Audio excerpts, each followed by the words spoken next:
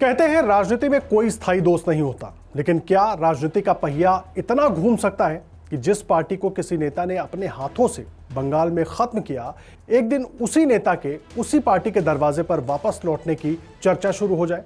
जी हां, यह कहानी है ममता बनर्जी की। वो ममता बनर्जी जिन्होंने कांग्रेस छोड़ी, अपनी पार्टी बनाई और फिर 15 साल तक बंगाल में कांग्रेस को हाशिए पर धकेल दिया। लेकिन अब खबरें हैं कि सोनिया गांधी ने ममता बनर्जी को कांग्रेस में आने का न्योता दिया है। हालांकि आधिकारिक पुष्टि नहीं हुई है, लेकिन असली कहानी तो इसके बाद शुरू होती है। नमस्कार, आपके साथ मैं हूं आदर्श झा। देखिए, बंगाल में चुनाव नतीजे आने के बाद जिस तरीके से उठापटक का खेल शुरू हुआ, बहुत कुछ बदलता हुआ दिख रहा है, क्योंकि उसी समय टीएमसी के भीतर से भी एक बड़ी हलचल की खबरें सामने आना शुरू हो गई थी। और यहीं से शुरू होता है इस कहानी का सबसे दिलचस्प अध्याय। जिस ममता बनर्जी ने कांग्रेस छोड़कर तृणमूल कांग्रेस बनाई, जिस ममता बनर्जी ने बंगाल में कांग्रेस का आधार लगभग खत्म कर दिया, क्या वही ममता बनर्जी अब कांग्रेस के सहारे की तरफ बढ़ रही हैं? राजनीति में शायद इसी को कहते हैं इतिहास का पूरा चक्कर लगाना। दिल्ली की बैठकों में चर्चा चल रही थी। उधर बंगाल से खबर आई कि टीएमसी के 19 सांसदों ने लोकसभा स्पीकर को पत्र भेज दिया है। और इस सूची में सिर्फ सामान्य नाम नहीं है, इसमें सयानी घोष है, फिल्म स्टार देव यानी दीपक अधिकारी है, शताब्दी रॉय है, रचना बनर्जी है, शत्रुघ्न सिन्हा है, और सबसे ज्यादा चर्चा जिस नाम की हो रही है वो है यूसुफ पठान। वही यूसुफ पठान जिनके बारे में कुछ समय पहले खबरें थी कि वो ममता बनर्जी के लिए अपनी सीट तक छोड़ने को तैयार नहीं थे। और अब अगर वही यूसुफ पठान कथित बागी सांसदों की सूची में है, तो ये सवाल उठना तय है कि आखिर टीएमसी के अंदर चल क्या रहा है। सियासत में सबसे खतरनाक हमला विपक्ष नहीं करता, सबसे खतरनाक हमला अपने लोग करते हैं। और अगर किसी पार्टी के सांसद ही सवाल पूछने लगे तो समझ लीजिए खतरा बाहर से नहीं है, खतरा घर के अंदर ही पैदा हो चुका है। लेकिन इस कहानी को समझने के लिए 28 साल पीछे चलना होगा।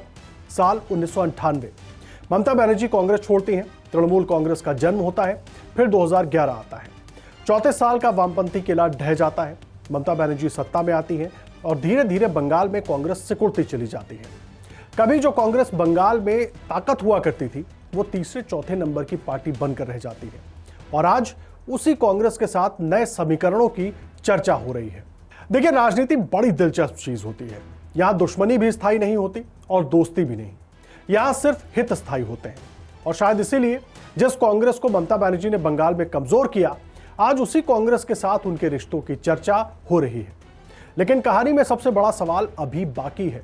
क्या टीएमसी के भीतर सचमुच कोई बहुत बड़ा तूफान उठ रहा है? क्या 2026 विधानसभा चुनाव के बाद ममता बनर्जी अपने सबसे कठिन दौर से गुजर रही हैं? क्या कांग्रेस और टीएमसी के बीच कोई अब नया अध्याय लिखा जा रहा है या लिखा जाएगा? या फिर ये सब केवल सियासी अफवाहें हैं? अगर इन खबरों में जरा भी सच्चाई है तो बंगाल की राजनीति एक ऐसे मोड़ पर खड़ी है जहां से सिर्फ कोलकाता नहीं, दिल्ली की राजनीति की दिशा भी बदल सकती है। और तब इतिहास शायद यही लिखेगा कि जिस ममता बनर्जी ने कांग्रेस छोड़कर अपनी अलग पहचान बनाई थी, राजनीति का पहिया घूमते घूमते उन्हें फिर उसी दरवाजे तक ले आया जहां से उनकी यात्रा शुरू हुई थी। लेकिन क्या सचमुच ऐसा होगा, या अभी इस कहानी में कई और बड़े ट्विस्ट आने बाकी है? इसका जवाब तो आने वाले दिनों में मिलेगा। लेकिन सबसे बड़ा सवाल यही है कि अगर ममता बनर्जी कांग्रेस पार्टी के साथ जाती हैं, टीएमसी का विलय होता है, तो ऐसे में ममता की उस बनी बनाई जमी जमाई सियासत का क्या होगा, जो विधानसभा चुनाव के बाद बिखर तो गई है, लेकिन शायद ममता ही एक वो फाइटर नेता है जो उसको वापस समेट सकती हैं। लेकिन क्या ममता इतनी जल्दी हिम्मत हारेंगी?